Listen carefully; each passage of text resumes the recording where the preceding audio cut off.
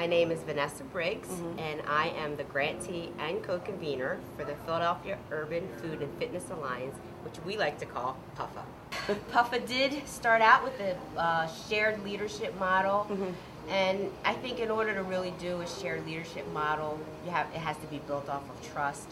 And we learned along the way that some of our leaders may not have been as trusting as we would have liked.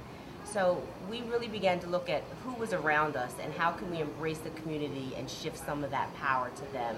Because we do believe that this initiative is about building capacity at the community, and they need to be able to own that. And in order for them to own it, we have to shift the power to the community. So we went through this transition phase, and we've actually restructured and began to restructure and identify 4 community organizers who are going to be sharing the leadership along with myself and project staff. And we're hoping that by balancing that, because it cannot just be agencies and organizations and government, it needs to be a balance, because collectively the leadership can be shared, but your resources can also be shared that way. So we think that this is the right way to go, and we're hopeful that we'll have positive results with it, with having 4 community organizers to share the leadership along with the staff and the grantee. What it includes for PUFFA is the ability to share resources, because one person or organization cannot do it all. So we do need to be able to share the resources across the board with everyone.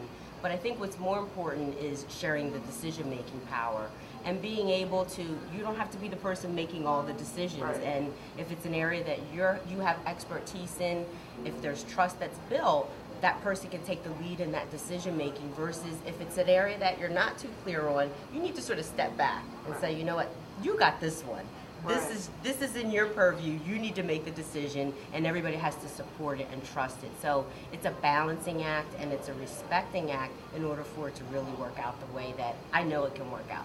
Because when we started this endeavor, and I was identified as the grantee, I was told that you were just the banker. Right. And I was willing to accept that role as just the banker, but over time, positions changed and people were laid off, and people decided that this initiative may not be a good fit for them. People had family issues.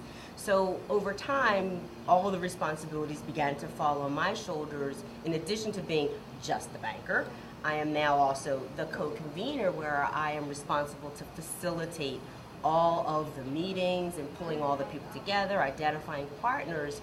And that shift and transition has been a challenge, because my organization has taken a strain, because I'm also, another role that I wear is executive director for a nonprofit. So now I'm being asked to be your banker, to be your co-convener, and don't forget about this little business that you have on the side. You do run a nonprofit. So it's been a transition, and to go back to your original question, that's why it's really, really important to develop a shared leadership model, because having all of those hats, I definitely can't do it all.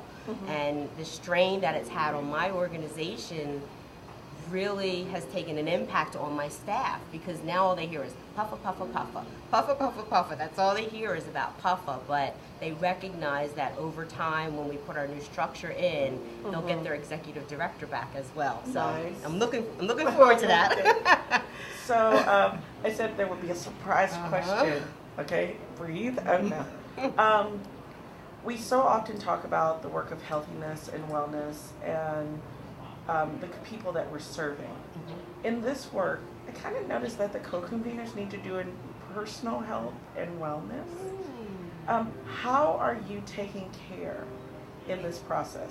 Because we wear our people out in our work, right? But I'm not saying you're getting it perfect, but what are you doing to take care in this process so that you could be available for the long term to it? That is a trick question. Not a trick question, a surprise question. It would be a surprise. Okay. I've actually had to do some self-monitoring. Yeah. And actually began to put in some checklist for my own self, personal time. I needed to carve out personal time in my own schedule.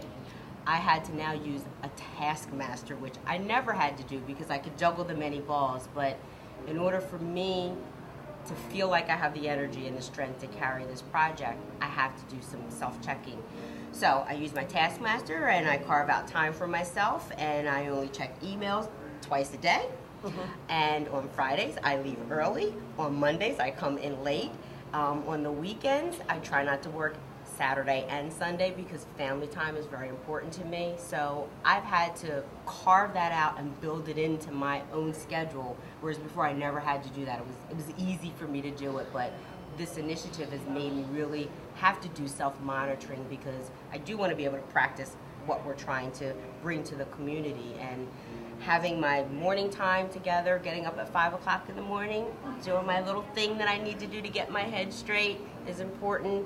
I don't let anybody interfere with that time. Leaving early on Fridays is important because I have girls' night out with my daughter every Friday, and she looks forward to that, and PUFFA cannot get in the way of that. And on Saturdays and Sundays, I've agreed to my family I'm only going to work one of those days, and I've been sticking to that. And it's really been working for me because it gives me a sense of peace and identity, and I get my own time for me, and it's not about PUFFA, food and fitness and Kellogg and all the demands that this project brings.